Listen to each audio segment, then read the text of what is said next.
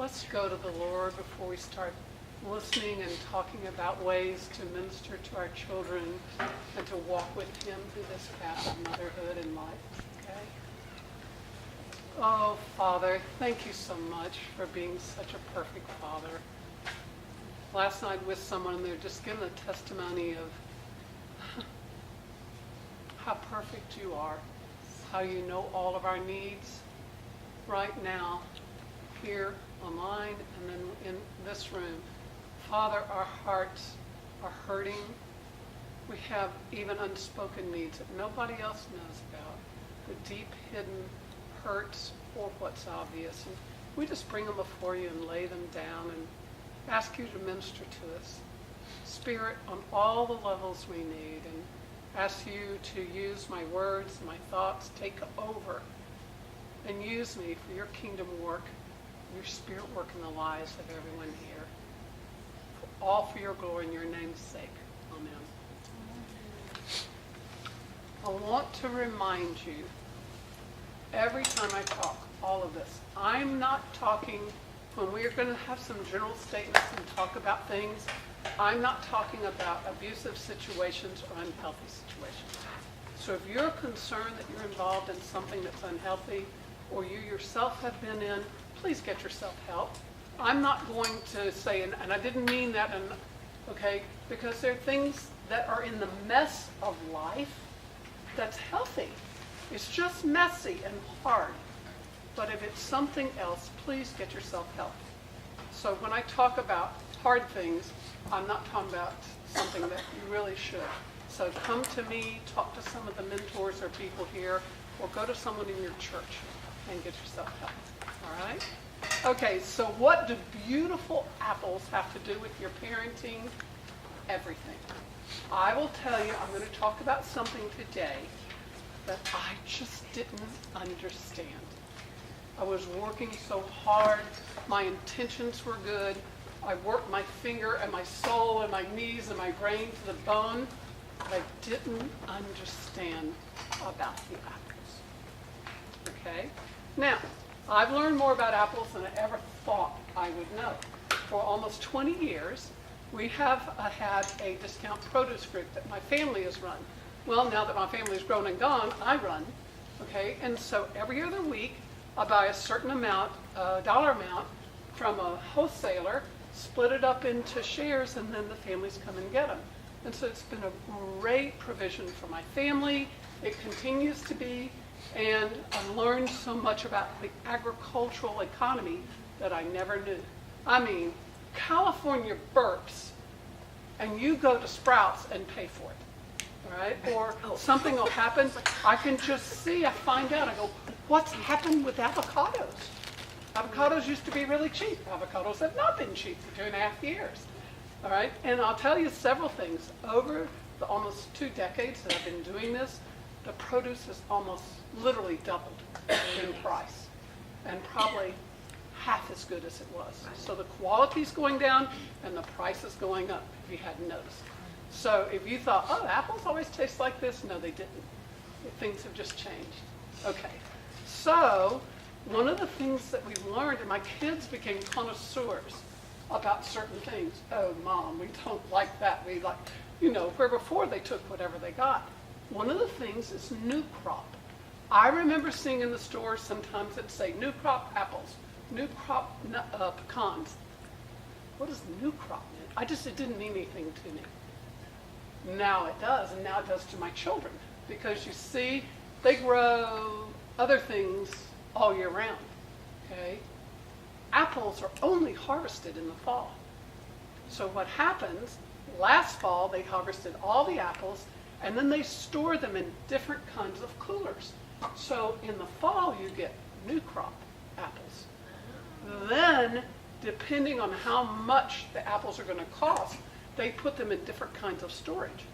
So in May, you can get apples for $2.50, $3, or you can get apples maybe for $1.75. The cheaper apples have the not as good storage, and so you have to pay a whole lot to get the ones that they've stored well. So my children became real snobs about new crop apples, and oh, these are too mushy, all of this. I will tell you, 10 years ago, Red Delicious apples were pretty good all year round. They're not. By February or March, Red Delicious apples are getting mushy too. Anyway, so we could talk about apples and what's happened, but it's understanding about apples that will help us understand something, like I said, about parenting. Interesting, Jesus talked about apples and fruit in Luke 6. Let me read this to you. Luke 6:43 through 45. He said, "For no good tree bears bad fruit, nor again does any bad tree bear good fruit. For each tree is known by its fruit. For figs are not gathered from thorn bushes, nor grapes picked from a bramble bush.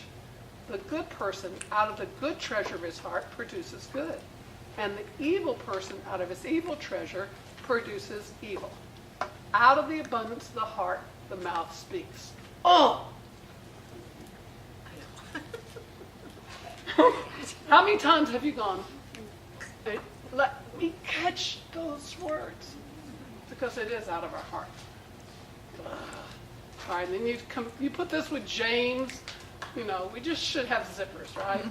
We should have zippers. All right, I understood this about myself. I understood I was a mess. I didn't understand quite what a mess I was, but I understood this for myself. I didn't understand how well this applies to my parenting. And that's what I want to help you see today from Scripture and from good things. All right? We do understand, it's their hearts. And I will tell you one of the most regular questions I have been asked over the years by moms, how do I get to their hearts? And this is like one of the very best questions you could ever ask. So that's what we're going to look at. Over 1,000 times in Scripture, Old and New Testaments, talks about heart. Now, it uses different words. So in a biblical view of it, the heart includes not just, of course, we're not talking about the physical heart. Okay, the heart includes your mind, soul, emotions, will. So all of those things come under the large category of your heart. It's the source of our behavior, our attitudes, what we do, often what we feel. I know there's a physical component to it and so forth, but so much, like Jesus said, it's coming out of our heart, not out of our physical mouth and our brains. Let me write a phrase here on the board. So what Jesus is telling us, if he were doing like a PowerPoint on a TED Talk, I don't think anybody had, okay? Once he says whitewash sepulchres, causal, wait just a minute. You never had trouble spelling like you do when you're writing in front of a group on a board, okay? Causal. How the word? Causal core. Okay, causal means something that causes something, and core is dead center. Okay, apples have a core, but our hearts have a core. And so our hearts, in a biblical sense, are the causal core of everything we do.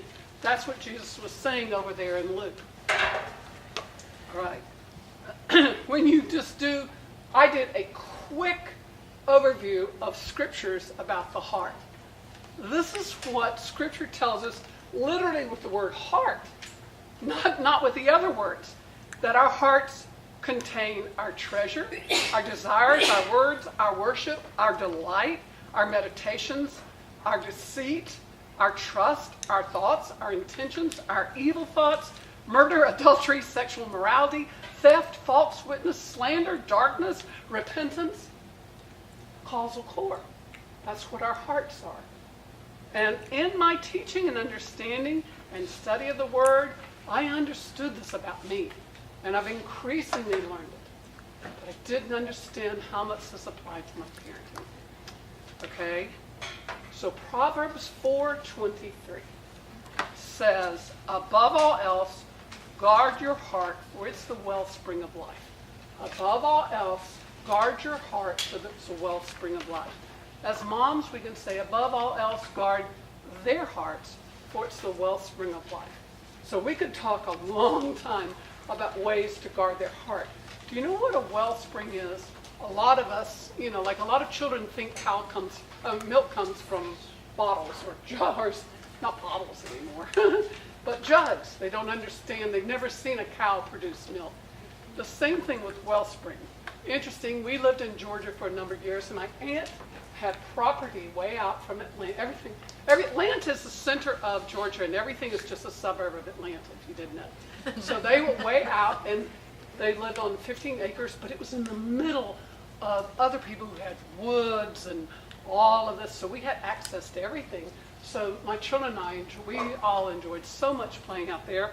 They had horses, and we would play hide and go seek on horses in the woods, Bill and the kids, and I had a smaller family, okay, and then, but we would go, and they had a creek, and so Georgia's hot in the summertime like Oklahoma is. So it would be blazing hot. We would go to the creek in the woods and freeze to death. The water was so cold. I really wouldn't get into it. I mean, even to walk. It wasn't deep because it was a creek, right? And so, but at the place where we usually went, it was probably 8 feet wide, but not very deep. But we would play. And then one time we decided we would go find the source because this was a spring-fed creek, and that's why it was so cold. So we walked all the way through the woods, all the way back, all the way back, all the way back, and it got smaller and smaller and smaller and smaller and smaller till literally, and I can still see it in my mind, we could see the water coming up out of the earth down this dark, beautiful dark, they have dark soil there, not red soil, coming out, flowing down. That's the wellspring. It says, guard your heart, for it's the wellspring of life. It's the place that everything bubbles up after. So if you weren't convinced, that's what this says. And it talks about make it your priority to guard it and take care of it. This is so important for us, but it's for our children. Because I wanted so much for my children, I really cared, I invested. But I would get so frustrated. Why do I have to do this over and over? Didn't we do this yesterday? And then we talk about their hearts. We talk about this, and then they're fighting over who has the worst heart, we've talked about it, we've said all the things, and then they're fighting and quibbling again. And I mean, they could hit each other with a Bible. I mean, it just went on and on. I couldn't understand. What am I missing, Lord? What am I missing? What am I missing? And I remember praying, going, what? Why am I missing? I'm speaking truth. I'm trying to walk it out. I'm giving myself to them. I'm doing the training. I'm doing this. What is wrong? What I didn't really grasp, that I didn't understand the really deeper thing that would make lasting change. Right? And, I told God he was welcome to have helped me understand this. Okay, now you're going to find out why everybody laughs at me and my family, or anybody that knows that I have to draw something. I come from an extremely talented family. My husband, Bill, his father was a professional artist. And Bill was so talented, and my kids go, Mom, just look at it and draw it. Okay, so I'm going to try and draw it. This is a tree. Okay. Okay. Not bad, huh?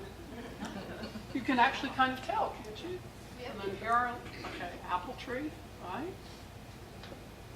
We have a little roots down here. Okay, not bad, huh? Okay, here's our tree. Okay. So we're going to talk about trees. Everyone would like to have a tree like this, full of apples. Well, here in Oklahoma, we don't grow trees very well. I mean, apple trees. We can grow some things, but apple trees don't grow here. I have a friend who just moved up to the northwest, right by the Oregon-Washington border. And they have apple trees there, okay? And I told you, this is apple tree harvest time. So I heard someone tell a story that's such a great illustration about apples and our parenting. Okay, so let's say there's a man, Mr. Williams, and he lives in a house, and everybody in that whole area has a beautiful apple trees. And he has a really beautiful tree, but the apples come out shriveled and hard, and nobody can eat them. when they just fall to the ground and the bees and the squirrels don't even really want them. So they're bad. And he's really frustrated with it. And so every year they have a contest. Who can grow the most beautiful tree of apples? And they have this contest that was coming up. And of course, he could never even participate because, okay? And so one year he has an idea. And he makes preparations throughout the week. And then gets the very early day of the contest on Saturday morning and is really busy starting in the dark, working because they're going to drive by about 2 o'clock in the afternoon. His wife isn't home. And the truck drives by and they're rating everybody's apple trees and giving all of this, whatever standard you use to rate beautiful trees and beautiful apples. And they almost drive by Mr. Williams' house. Okay? And he goes, wait, look! And they look, lo and behold, his tree is gorgeous. It's always a nice looking tree, just crummy apples. In place of those crummy little shriveled things, beautiful, big, red, delicious apples all over. And they stop the truck. And they go, we don't have to go any further. This is the best, most beautiful tree of apples we've ever seen. On the spot. They put the big banner in the yard, apple tree winner. Okay, and he gets this little medallion thing to hang around his neck. It's a really big deal. They take his photo. It's going to be in the local newspaper. And his wife comes home, and she says, what? And she sees the banner. He comes up and goes, woohoo, babe, we're going to be in the paper. She looks at him. She sees this little medallion around his neck. She's going, what are you talking about? Our apples? And he says, look. And she goes, what in the world? How did this happen? This is a miracle. And she walks out to the tree. And guess what she sees? He got out there early in the morning with big clippers, and he clipped off all the crummy little apples. And he took one of those big air-driven nail guns, and he bought crates of excellent apples. And he nailed the apples to the tree. So it looked wonderful. Okay, he won the prize. Has he fixed his problem? What's going to happen the next spring? Is he going to get big, beautiful apples? No. Because the problem is there's something in the system that's rotten. And you can nail all the pretty apples you want, but it's not going to fix it. And this is one of the biggest problems we have in our parenting, because in Christian parenting, conscientious, good Christian parenting is we're nailing the apples. But we have to understand with the tree there's something systemically wrong. And it's down in here at the causal core of the rotten apples. So, if you hadn't seen this as an image here, an allegory, what goes on up here is like behavior and consequences. Consequences, okay? And down here at the root is the heart. And you can nail all the good Christian hard work, good things all over the tree. But if we don't get to the heart, there isn't continual real change. And that's what I'm telling you, I didn't understand. I spent so much time in good effort working on this and frustrated because I didn't understand this. Okay? Apple nailing. Did it nail you? Okay. It's because the apples are not hooked to the life-giving source of the roots.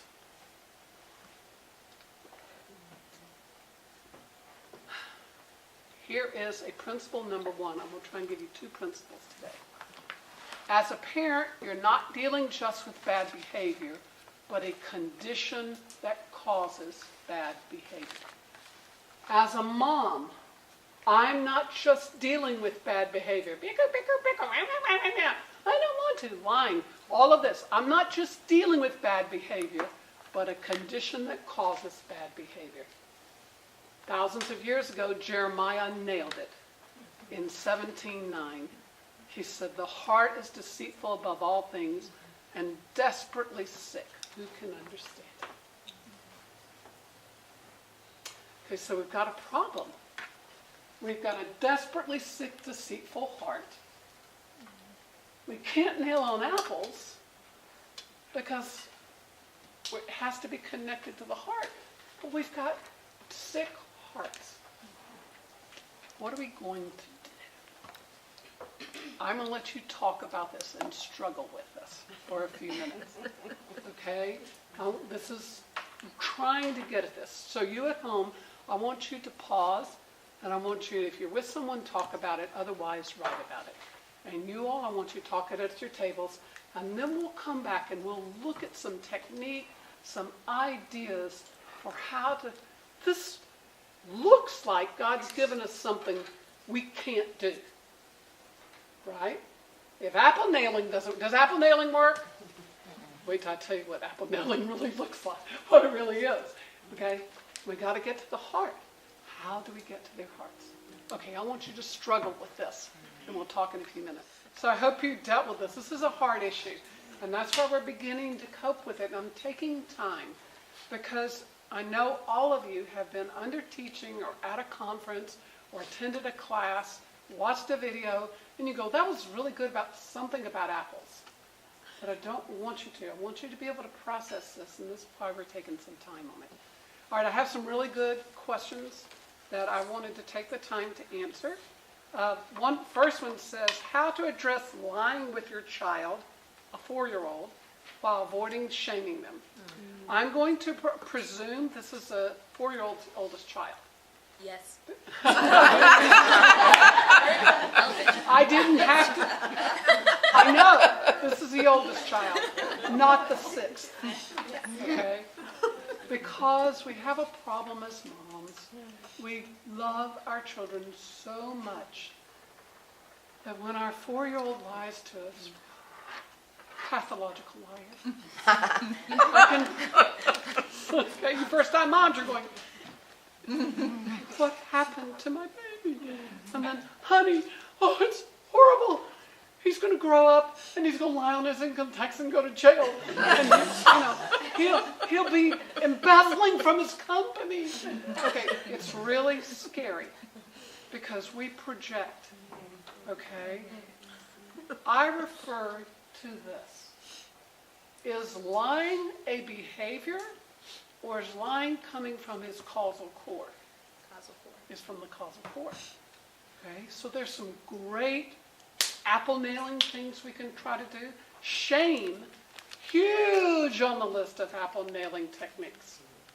Okay, so we don't deal with it if you have to use shame. And we're going to get it in a few minutes if we get to it this week. Okay, so we want to remove shame out of it because it's coming from their heart. Okay, Jesus said, out of the mouth speaks what's in the heart. The problem is, particularly when it's your first, you're shocked. Why would my little truth telling? Because a little one will fess up. And they go, I did it, Mommy. Okay. Let me tell you what my husband did. He had a brother just a little bit older than he was. And see, I married him smart and talented. Okay, so he was really smart. So his brother was learning to write his name. So at not even 4, he learned to write his name. And he thought it was really cool. And he even kind of was trying to do a little cursive with it. And so he started writing his name on everything, and so he got in trouble. So he learned to write his sister's name, and she was 18 months old. And so then he started writing Nancy on everything. Okay?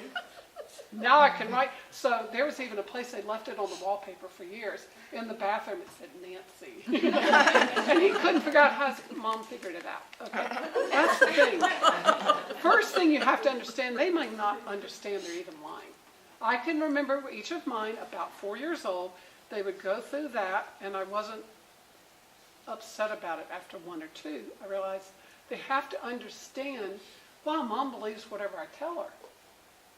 Okay, I don't like getting in trouble. I don't like disappointing Mom, so I'll just tell her what I want to tell her, and she's going to believe it. So there's really even a gap of understanding that it's a lie. So it may just not be this black stuff. It's just, wow, okay, whatever I tell her, she believes, so this makes everything go real well. Right? So it may be that. Okay, so one of the ways, what we want to deal with things as much as you can is to deal with it privately, not with all the spectators of the brothers and sisters. And certainly not the public at all. So one of the things I would encourage you to do is deal with things privately as much as you possibly can. That brings the shame down, there's just so many good things about it. For you to approach it, remember we've already said, if you can't approach it with a loving attitude, don't do it at all. You will have 1,000 more chances, so it's okay. So you want to get your heart right, try to do it privately. A lot of that brings the shame down, or the embarrassment down. Okay, you have to also understand, what I really didn't understand is there are a lot of reasons for misbehavior, okay? One of the things we were kind of taught is most of the time, it's a direct rebellion to your parental God-given authority, okay? Lying is not that. It's a cause-of-core issue. Now, they might be using it for all of that, but you go, oh. So questions to ask.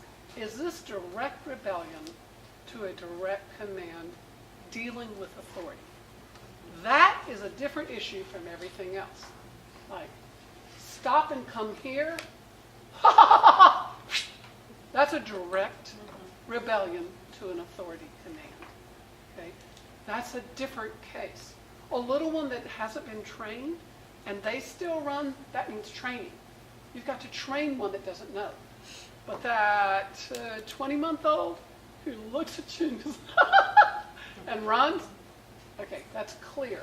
So pray for discernment on these, because that's one category of misbehavior. Another one, it might be a character issue. Some of my children defaulted to lying a lot.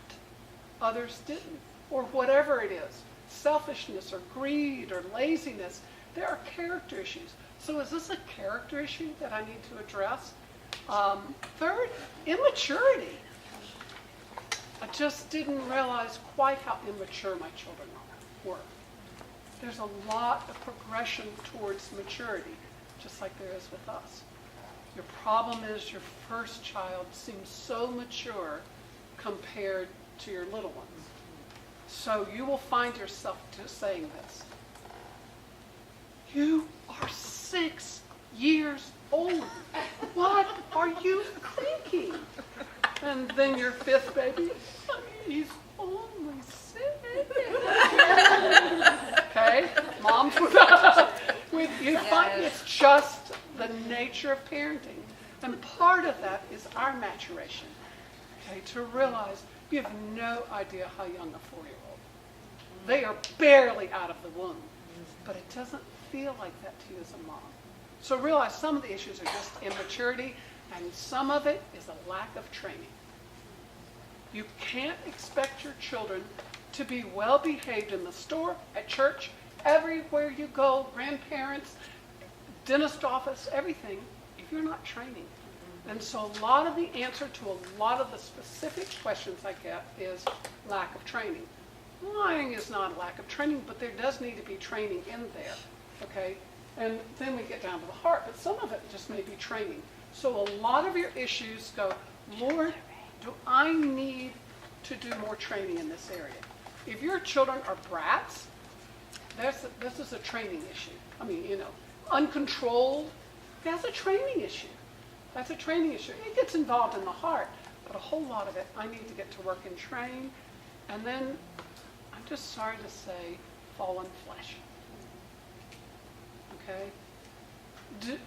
How many adults do you know that never lie or shade the truth or exaggerate ever? It's a causal core. We've got fallen flesh, even as believers. How could I expect my 4-year-old to cope in a way when I have the Holy Spirit living inside of me and I've known him a long time and I still struggle to walk in raw truth in life? Okay? So just some of those to look at it. All right, question number 2. How do you cherish your children and love them instead of holding them at arm's length with an ambassador mindset? And so I can understand. It sounds, we've discussed, if you haven't seen it, go back and see the video. Those of you that missed it, it is a causal, foundational truth in our parenting that God calls us to be ambassadors of our children, not owners. And so I can understand emotionally that sounds like you are coming in as a hired help and you do things to your children, and that's not at all what the idea is. An ambassador mindset frees you and your children up to actually walk in grace. So it's the same thing. Someone who would be new to the teaching of grace versus legalism would say, well, you're getting away with everything. Paul addressed it in Romans 6:1. He said, well, so if sin shows the glory of God, shouldn't we sin more? May it never be. Absolutely not. So it's sort of that same mindset, because the more I really embrace that I represent Jesus Christ, I'm free to love my children because their behavior doesn't reflect on me. I don't set the goals of who they're going to become. I have the opportunity to walk with him, to love them, to embrace them, to laugh. If you know somebody who operates in mature grace, they are the freest, joy-filled people you will know. Someone with the burden of legalism, I can't laugh, maybe I haven't done all the things right. Ownership, your job is never finished. What if I said the wrong? Oh no, that wasn't free-grown, organic apple juice. Oh no, I'm not supposed to give them apple juice anymore. Everything is such a burden. And when I represent the King to my children, I can love him. What did he say to the children? Come unto me. And he didn't just go, come unto me and let me now give you systematic theology. He picked them up and he held them in his lap and he blessed them and he loved them. That's what the idea of ambassadorship, rather than arm's length, is heart close. How do you do all of this and not make them an idol? That's what ambassadorship helps free you from. But they're not your idol. He is the one you worship. And so it can free you up more and more to love them in a very Jesus-like way. 1 Corinthians 13, all of it. Come unto me. And then you walk in all the stuff that he gives you and the challenges of parenting. I want to see if I said anything else. Oh, you want to be responsible, but not take the responsibility. I'm responsible to him, not to anybody else. And I want to be responsible to him, but I don't want the responsibility. I want Jesus to have the responsibility for what goes on with my children and their lives. And that's what ambassadorship frees you up for. Number 3, someone said, how do you dialogue without lecturing? And I love, of course, again, if you don't own this book, get this book by Paul Tripp. It is so excellent. I don't even, again, everything I would be saying is, if you put footnotes, and if you know how to put footnotes, ibid, means see the previous thing. So much of what I say has been shaped directly or indirectly by his great teaching over the years. So he says, good parent is 10,000 unremarkable conversations. That's good parenting.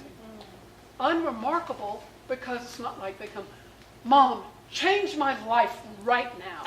It's not. It's arguing over who sits in the middle, and it's not wanting to eat their beans, and it's wanting to tie their shoes, and you're in a hurry, and you need to get there. But the good parenting is to sit and let them learn as they want to tie their shoes. All of this. 10,000, I go, no way. I had my kids at home, we taught at home, 5 children, I'd say 100,000 unremarkable conversations. If you talk, I mean, that's good parenting. So how do you have a dialogue? Let's go back to the, I believe, Latin or a play. Dialogue in a book versus a monologue. Shakespeare, to be or not to be, I mean, you know, Hamlet, that's a monologue. How many people talking? Monologue. A lecture. You go to a big lecture hall at the university, how many people talking? 1. This is a dialogue. So remember this, a dialogue is like this. A lecture, I'm standing up here talking out to you, and you have the job of listening to me. Okay? Dialogue is different. We're together, it's back and forth, and I really like the word alongside of. Hint, if you ever feel your finger doing this, that is not dialogue. And you will go, I cannot believe I really did that. Okay? And so this is a lecture, whether it's in your body language. There are times, and I'm not talking about everything has to be, you're so great. It can be a very serious conversation. So I would say the difference is where you're going, your heart, it can be completely serious, deadly serious. But it's a conversation more than a one-way stream of information.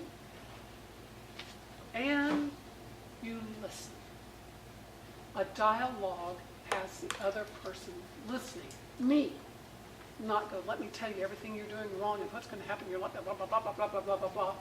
I need to listen to them too. So that's what I'm saying, 10,000 unremarkable and remarkable conversations.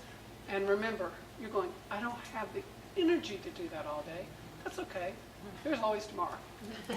And so that which you don't address today, you'll have many, many other opportunities. That's the nice thing of walking in grace as an ambassador.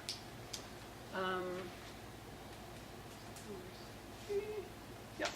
Okay, I have a tendency to give in when disciplining. What words of encouragement can I do to improve this? I understand, I understand, I understand. My heart, if I could have it, it would be harmony and peace. Not peace at any cost, but harmony. We're all working together, you know. Oh, don't worry, I made your bed today, sister. It's okay. Oh, please, you take the bigger piece of pie. You know, let's all just sit and laugh and talk together around the table. And when we're in the car, let's just sing fun songs. And okay, this is my heart. Okay, you're laughing because it's so unrealistic and honest. So I was taking heart hits about this all the time.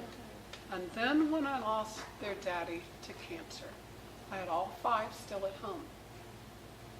I literally, I want to just hold everybody in my lap and go, we're not moving, because I was so terrified and scared of holding my little my big family together. And then as we started kind of getting back to real life, so a little stuff going on. Wait. So I called a family thing. Everybody come here. Let's just be kind to one another. Okay? I'll ask some things of you, but very little. So let's just work together in this life together. We've lost so much. We need each other. They didn't listen to me. Okay, so it got really hard. And they began to realize that they kind of ganged up on me. I would cave because I just didn't have the emotional energy to sustain. Okay, this is why I'm so desperate on Jesus. Only Jesus could give me the energy to keep doing it. And I would say the same thing, that you need to have a big picture. You need to realize that those little souls that he's bringing me in on are more important than the other stuff that's going on. Remember, discipline, what's another word from the New Testament? It's disciple. Remember, they're your disciples. Discipline biblically is not punishment. Discipline biblically is discipleship. And I have to keep that before me. Also examine your heart. Why are you giving in? What is it? Are you a peace at any cost? I want to make them happy, and if I make them happy, then I feel good and they feel good. All of these things. So the next time you ever wrote this, or any of you, you find yourself giving in, it's okay. Remember, again, you'll have time. You'll have time tomorrow. If this is a hard day, it's okay. Try not to start something, because if you kind of start it, you have really, it's good to finish it if you can. Okay, and remember that my correction, my discipleship of my children is really how I love them. Giving in to making people happy and wearing out, that doesn't love my children well. So I try to keep these things in front of me, and then I have to drink deeply of Jesus so I have the energy to do it. Because it's not even so much physical energy, it's emotional energy. The term that, and I don't know anybody else, I call it emotional bandwidth. You know, you have a bandwidth with Wi-Fi and so forth, and some places you can't stream something because the bandwidth isn't big enough. I think as women, we have this huge emotional output that we're getting all the time. And we only have so much emotional bandwidth. So be sensitive to your emotional bandwidth. Wrong time of the month, pregnant, 4 little children, your emotional bandwidth, some days is going to be like this. So it's okay. Deal with your bandwidth, not just your physical bandwidth. Okay? That helps. My children get distracted. Good luck. Okay. Do you ever get distracted? This morning I walked all the way into my bedroom. What did I come back?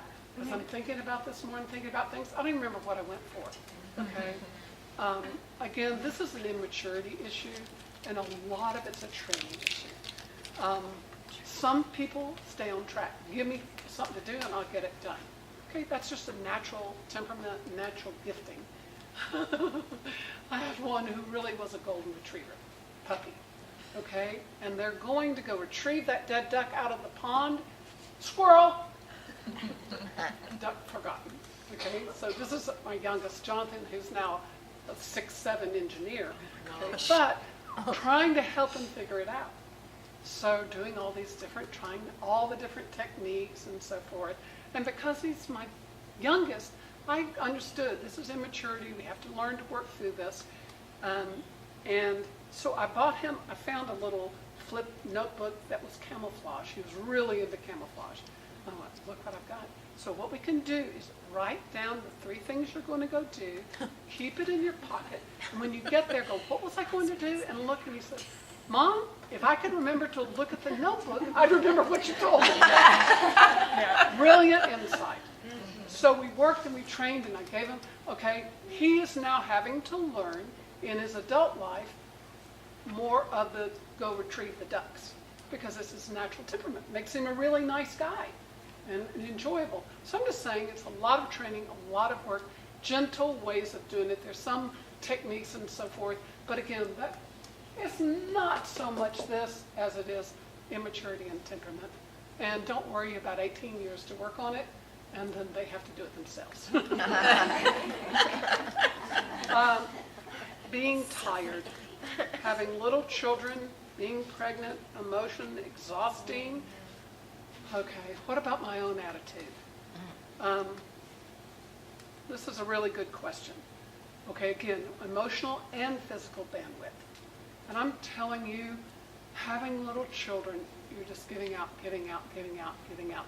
Mom's, a good mother does this all the time. All right, so one of the things I would encourage you to do is sleep.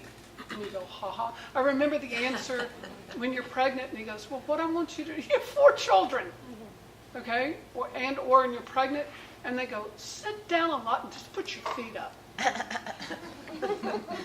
For how long? Oh, 2 hours a day. Okay, you know that, okay. So, but do try to get sleep. Sleep is make it a priority as much as you can. If you're in a situation, take a nap when they're quiet and sleeping, and let the house get dirty. Don't do stuff and, well, I don't have my phone. Pretend this is my phone. This will steal your sleep and your rest. Okay, that's an iPhone. Okay. So turn this off. you get a nap. As your children get older, sometimes reading in the afternoon, and so I go, give me 15 minutes. And I go, boom, at 15 minutes, and I'm good to go. So get yourself sleep. Number 2, prioritize. You simply can't do it all. So start prioritizing what's important and let the rest of it go. That's what CEOs running Google and everything else, priorities, they have thousands of people to help them get their priorities done. But they have to prioritize. Laugh. Okay, it releases endorphins. Laugh more. Again, I told you get bonus points if you throw your head back and you've got tears. Laugh, laugh, laugh. Don't take it so seriously. Okay? Laugh is like a good 15-minute nap. Get outside. Just get outside. I can remember when things were heavy, I'd go, kids, I'll be back in a few minutes. And I would just walk. We have a kind of an area close to us that someone else pays for that has trees and grass. And I would just go walk and breathe and walk and breathe and just sit on the sky and talk with the Lord and just take it in. So get outside. You need to drink deeply of the water of life. Okay? I know you don't have a lot of time, but if you're not pouring that water into you, you have nothing to get out. So as you can, use this judiciously. That's the problem, is this will eat up this extra time and priorities. So use this. When you can, just turn the Word on and listen to it. Okay? You know, oh, how nice. You get a few minutes, just have the Word on. You're cooking dinner, have the Word on. And then sometimes just turn it on and just say, Lord, I just want to talk to you. And just breathe His presence.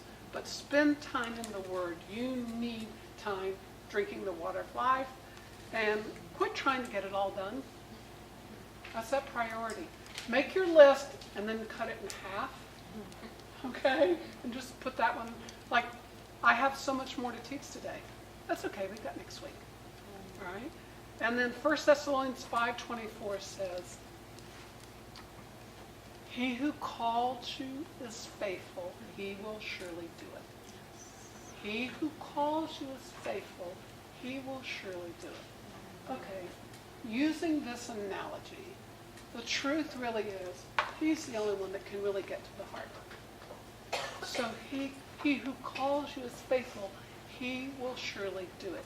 He doesn't need you to get it all done in one day. This is the busiest generation, I think, in the history of the world. And they have everything in the world to help them get the work done, which they call them time-saving devices. All it does is free time eating. It's just ridiculous. They're not time-saving devices. They're make your list longer devices because you don't have to do it. You know, anyway. So don't get it all done. Let Jesus do it. Okay? Think like grandparents. A good grandparent, you never see grandparents rushing with their children. Okay? Try to adopt that mindset because their hearts, finally, after all these years, they tend to prioritize well. Watch them and see what they do. I know you've got to get more done, but just try to do that. Okay, these were really good. Give me some more, and we'll try and use them next week. Wow. Okay, we aren't going to get everything done this week. So, let me just do a little bit, because I want you to have time to discuss some more with your mentors. Okay. All kinds of motivations and goals in parenting. And we talked originally about having a lens that we view our parenting with a view of eternity and a biblical lens and getting a verse. And if we talked, there'd be so many different motivations and goals, particularly if you went culture-wide. Okay? But God has a goal. He has a goal of why He gave you children, why we're here. John 17:3. This is eternal life, that they may know you, the only true God, and Jesus Christ whom you've sent. That's His goal. That's what we're supposed to be doing here. Now, we understand this when we're talking about big people, kingdom work, but you have to realize this is what it matters. We're talking about hearts. He cares about eternal hearts. That's where his focus. For us to get to their eternal hearts, not just their functioning heart. A living relation with a living God. That would be our priority. It is the heart surgery that matters, to know Jesus Christ as their Savior. It's the only heart surgery that lasts. So now let me tell you principle number 2 that we're going to talk about today. We cannot change their hearts, but we can be soul-forming tools in the hands of the Redeemer. We cannot change their hearts, but we can be soul-forming tools in the hands of the Redeemer. This is why understanding I'm an ambassador frees me up. I can't change their hearts. Is there anything more important than changing your child's heart? No. We just saw what Jesus' priority was. I can't change their hearts, but he wants to use me as a soul-forming tool in his work in my children, because he's the Redeemer. And he works. He uses broken people. He doesn't use perfect people. He uses the messy. Listen to me now, moms. He chose you right now, where you are in your life, past, present, all of it. The situation, your temperament, your hurts, everything. He chose you right now with those children. He didn't choose you in 40 years to come back and parent your family right now. He chose you right now. Listen to this. He wants to use you as a soul-forming tool in his hands. Listen to what it says in Deuteronomy 7:6. We're going to apply this to motherhood. For you moms are a mother holy to the Lord your God. The Lord your God has chosen you as a mom and as a person for his treasured possession. Out of all the women in the history of the world, and who are on the face right now of the earth, it wasn't because you were more in number or smarter or better equipped or whatever it is than any of the other moms, but the Lord set his love on you, and he chose you. First, to be his daughter in an eternal relationship, but specifically as a mom. You are the fewest of all the people. He knows your weaknesses. Jesus said, oh no, he knows their heart. We're just dust. Okay? But it's because the Lord loves you. Verse 9 says, know therefore that the Lord your God is God. He is the faithful God who keeps covenant and steadfast love with you. You can trust your children to him as his ambassador. I love Esther. I look forward to meeting Esther one day, because in Esther 4:14 it says, for such a time as this day, right now, he has placed you where he has placed you and gifted you what he's given you for such a time as this. This is the most encouraging thing. And then I love Psalm 27, because it's so easy to look and go, wow, if I had that gift, I had that, if I had that, if I didn't have this baggage, if I were more this, if I'm not a morning person, I'm an internal processor, I'm worn out by my talking 6-year-old by 9 o'clock in the morning. All of these things. Okay, listen what Psalm 27 says. 27. Some trust in chariots. Some trust in their natural gifting. Some trust in their brilliant brain. Some trust in their background with a great family and great equipping. Whatever. Some trust in chariots and some in horses. But we trust in the name of the Lord our God. That's Thessalonians. He called you. If you're a mother, he called you. However you became a mother, he is faithful. He will surely do it. Don't be discouraged. Be empowered. Trust him. Talk with him. Let your children hear you talking with him all the time. That's why you have to spend time with him, so you know him. One of the things my children, used to warn me about is I would talk out loud to him, and I would go, "Oh, God."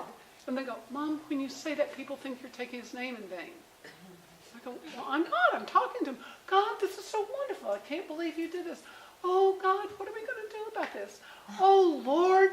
And I would just talk out loud to him like I do to myself now. You could hear my house. I talk out loud a lot because I'm talking to him. Your children need to know that. They need to hear you going, "Lord, I don't know what to do."